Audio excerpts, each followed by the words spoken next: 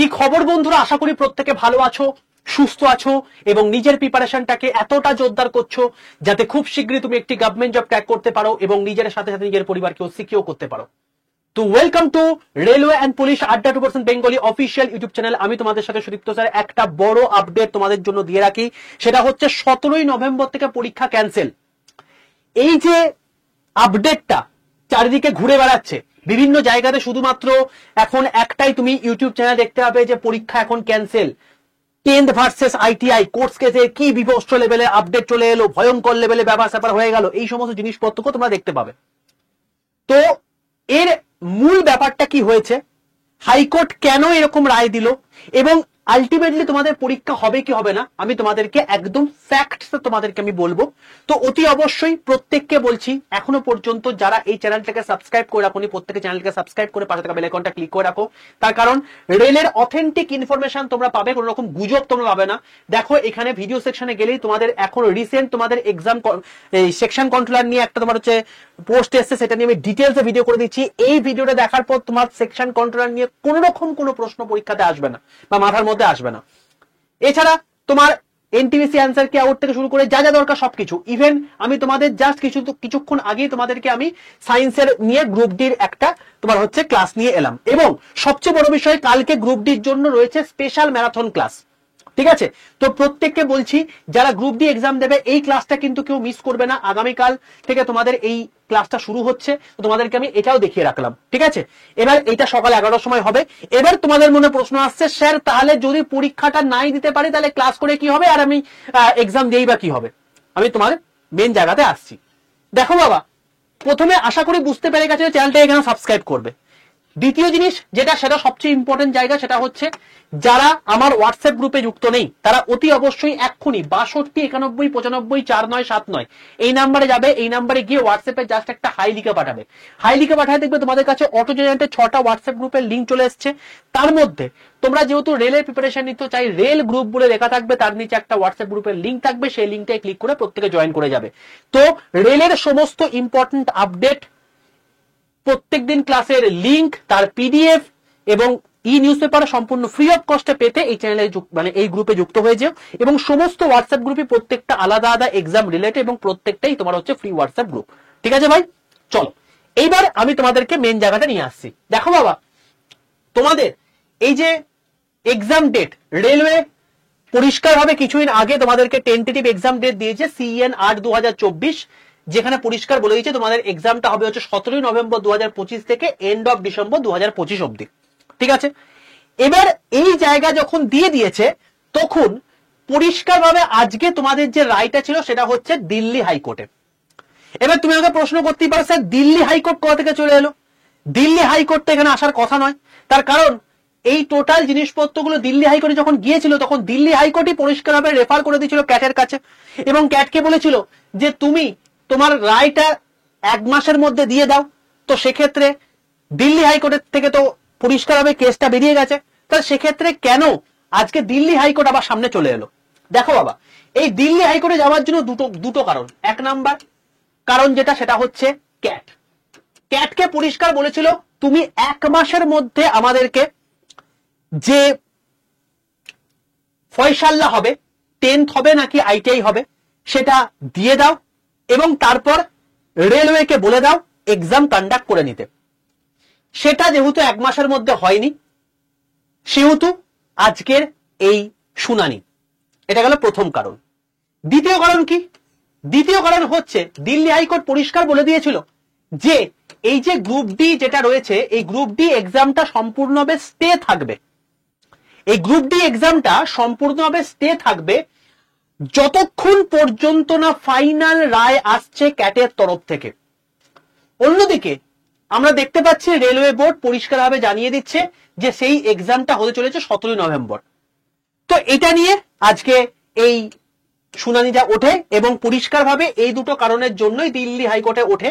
এবং দিল্লি হাইকোর্টে রেলওয়ের তরফ থেকে যে উকিল ছিল সে পরিষ্কারভাবে জানিয়ে দেয় যে ক্যাট শুনানি দেয়নি কেন, এটা পরিষ্কারভাবে আমরা জানি না।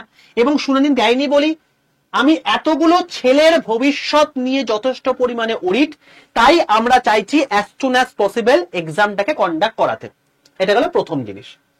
দ্বিতীয় জিনিস, আপনি যে বলছেন এই যে স্টের কথাটা, এই স্টে কথাটা মধ্যে আমি কোন রকম ভাবে আদালত অবমাননা করিনি, আদালত উল্লঙ্ঘন করিনি।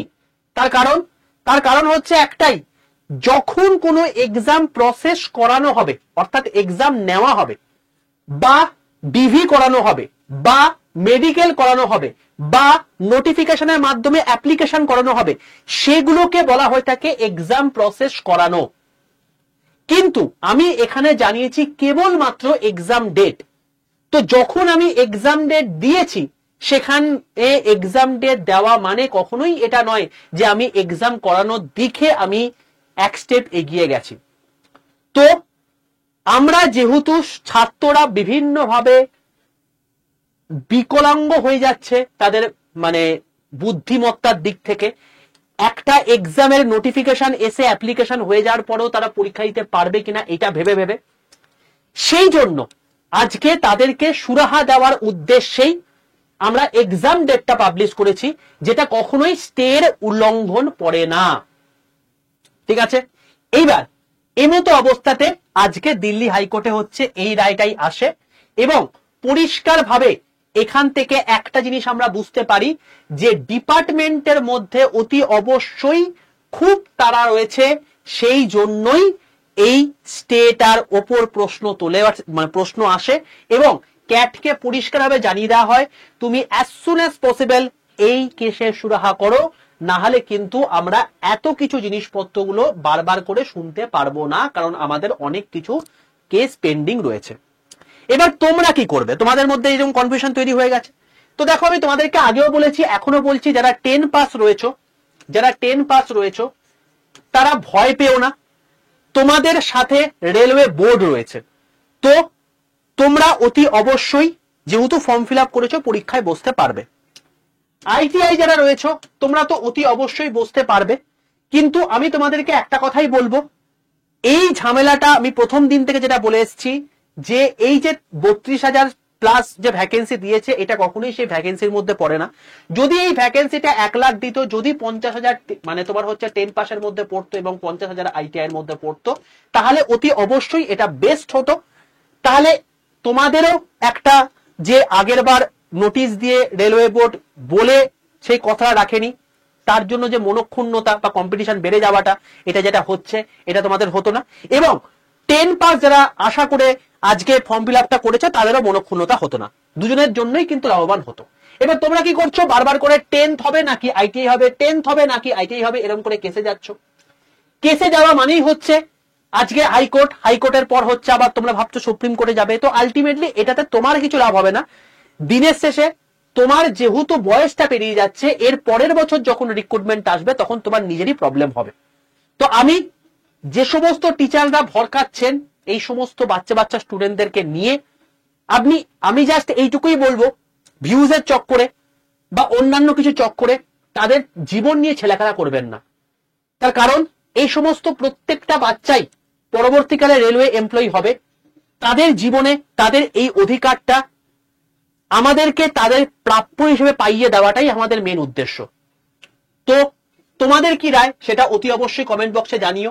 আর আমি বারবার করে বলছি, 30 তারিখে তোমাদের মানে তোমার হচ্ছে ফাইনাল জাজমেন্ট রয়েছে এবং রেলওয়ে বোর্ড পরিষ্কারভাবে ক্যাটের তরফ থেকে আভাস পেয়ে গেছে বলেই তারা কিন্তু এক্সাম ডেটটা জারি করে দিয়েছে। এর মানে কিন্তু এটা নয় চারিদিকে যে বিভিন্ন রকম জিনিসপত্র দেখছো এক্সাম ক্যান্সেল হয়ে গেল। আমি ইচ্ছা করে এই থাম্বনেলটা দিয়েছি, তো ক্যান্সেল যে হয়ে গেল এটা নিয়ে তুমি বিভিন্ন রকম ভাবে ওরিড হচ্ছ, এটা কিন্তু বারবার করে বলছি হয়ো না বাবা, তাহলে কিন্তু তুমি নিজের পায়ে নিজেই কুড়ুল মারবে। দিনের শেষে দেখবে সময়টা যখন পেরিয়ে গেছে, যখন তোমাকে এক্সাম ডেট দিয়ে দিয়েছে, তোমার কাছে আর কিচ্ছু করার থাকবে না, তখন তোমার এই লেভেলে কম্পিটিশন 1 কোটি ফর্ম ফিল আপ যেখানে হয়েছে সেখানে 32,000-এর মতো তোমার জায়গাতে তোমাকে কিন্তু জায়গা পেতে হবে। তো ইটস আ হিউজ টাস্ক, ঠিক আছে। আর তোমাদের 17 তারিখ থেকে এক্সাম হওয়ার পসিবিলিটি সবচেয়ে বেশি, অবশ্যই অনেক বেশি। যদি না, আমি আবার একটা কথা বলছি, যদি না আইটিআইরা আবার গিয়ে ওই সুপ্রিম কোর্টে গিয়ে কেস করে, তাহলে সেক্ষেত্রে আবার পরবর্তীকালে সমস্যা আসতে পারে। তবে আমি তোমাদেরকেও মানে ভেবে চিনতে তুমি ডিসিশনটা জানিও। আমার বক্তব্য হচ্ছে এটাই যে যেহেতু দুজনারই জায়গাটা দরকার, তোমরা প্রত্যেকে লড়াইটা করা হচ্ছে ভ্যাকেন্সি বাড়ানোর দিকে, কখনোই এই 10 ভার্সেস আইটিআই জিনিসটা করো না, এতে তোমাদেরই ক্ষতি হচ্ছে, বয়স চলে যাচ্ছে, সময় চলে যাচ্ছে, আলটিমেটলি যারা আজকে যোগ্য ক্যান্ডিডেট তারা দিনের পর দিন পিছিয়ে যাচ্ছে নিজের জায়গা থেকে। তো এই জায়গাটা ভেবে দেখো, তোমাদের রায়টা কি সেটাও জানিও। আর তোমাদেরকে বলে রাখছি, আমরা কিন্তু কখনোই এই যে প্রিপারেশন চলছে এই প্রিপারেশনটা বন্ধ করে দেব না, আমাদের প্রিপারেশন চলবে, তাতে তোমরা মানে নিজেদেরকে মোটিভেট করে রাখো বা না রাখো এটুকু তোমাদেরকে বলে রাখলাম। এবং আগামীকাল যে তোমাদের যে আমি ম্যারাথনের কথা বলে রাখলাম, প্রত্যেকে এই জায়গাটা railway and police administration Bengali এই চ্যানেলটা যেটা তুমি এখন ভিডিওটা দেখছো, এই চ্যানেলটাকে সাবস্ক্রাইব করে পাশে বেল আইকনে ক্লিক করে রাখো। এবং এখানে যে আমি লাইভ ক্লাসে যে এই যে তুমি দেখতে পাচ্ছ ম্যারাথনের যে মানে জায়গাটা রয়েছে, অলরেডি ম্যারাথনের ক্লাস লেগে আছে, এই জায়গাটা প্রত্যেকে গিয়ে লাইক করে রাখো যাতে কালকের ক্লাস মিস না হয়। ঠিক আছে বাবা, এই হলো বিষয়। ভোরকে যেও না, চারিদিকে অনেক কিছু লোকজন থাকবে যারা তোমাদেরকে নিজেদের যে অভিষ্ট আছে সেই অভিষ্ট থেকে তোমাদেরকে সরিয়ে দেওয়ার চেষ্টা করবে। কিন্তু দিনের শেষে একটা কথা মাথায় রাখবে, তুমি যখন সিলেকশন পাবে এই সমস্ত লোকগুলোই কিন্তু তোমাকে দেখে জ্বলবে। ঠিক আছে, তো আমার উদ্দেশ্য হচ্ছে তোমাদেরকে সঠিক পরামর্শ দেওয়া, সঠিক দিকে চালনা করা। আমি তোমাদেরকে এটাই বললাম, পড়াশুনো থামিয়ে দিও না। স্টে দিয়েছে মানে এই নয় যে পরীক্ষা হবে না, এবং পরিষ্কারভাবে রেলওয়ে বোর্ড জানিয়ে দিয়েছে, ডিপার্টমেন্টের ভেতর হয়তো খবর রয়েছে যে 30 তারিখে যে রায়টা আসবে সেটা হয়তো 10th অথবা আইটিআই এই হিসাবেই আসবে। কারণ এর আগেও কিন্তু ক্যাট পরিষ্কারভাবে জানিয়ে দিয়েছিল রেলওয়ে যেটা ডিসিশন নিয়েছে সেটা ঠিকই আছে। তো রেলওয়ে ডিসিশনের সঙ্গে ক্যাট কিন্তু সম্পূর্ণ সহমত রয়েছে।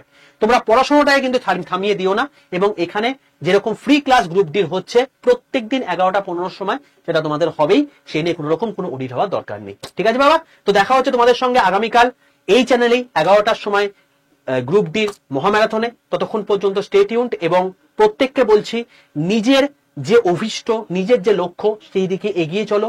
চারিদিকে অনেক অবস্ট্যাকেল আসবে, সেই অবস্ট্যাকেলগুলোকে পেরিয়ে তোমাকে সেই জায়গাটা পেতে হবে, কারণ তোমার লক্ষ্য ওই জায়গাটা পাওয়া।